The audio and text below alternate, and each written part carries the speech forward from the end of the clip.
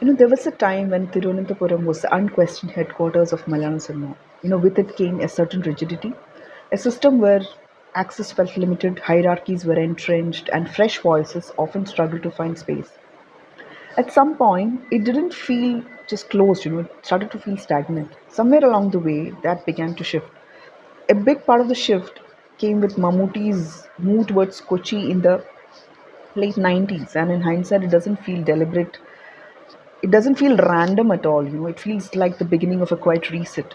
Of course, this was not happening in isolation. There were multiple forces pushing for the change. Because around this time, he started collaborating with new talent. Like I remember Amal Neerad talking about Big B. He said they broke the existing hierarchy by bringing in a completely new set of technicians like Samir Tahir, Shaiju Khalid,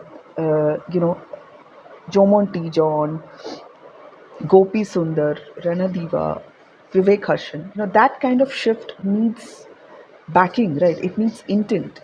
This was also echoed by Vinit Srinivasan and Alphonse Putran later on about Big B. Around the same time, Anwar Rashid pointed out something telling. He said assistant directors who once waited years to debut were now getting opportunities much sooner. The gap between assisting and filmmaking had begun to shrink. That's what you call the ripple effect. What we call the new wave didn't emerge in a vacuum.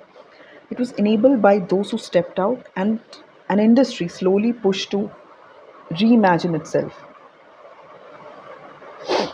Look at the diversity of voices today, the dialects, the specificity of words, the confidence to stay true to where a story comes from, be it Amal Neerath, Anwar Rashid, Ashik Kapoor, Martin Prakat, Rajiv Ravi, Dilesh Potan, Sham Pushkaran, Khalid Rahman, Nisam Bashir, Madhu C. Narayan, and Saubin Shahir, etc., etc. This isn't just a new wave, it's a shift in perspective. Cinema, I think, stopped performing masculinity and began to question it.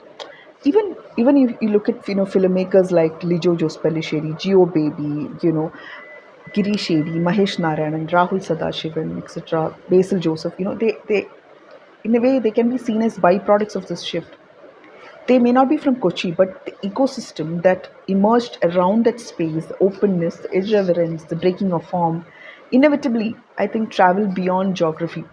So even outside Kochi, you start, sort of seeing that same fearlessness in structure, in tone, in character, not as imitation, like, but as a, kind of creative permission that this wave quietly enabled.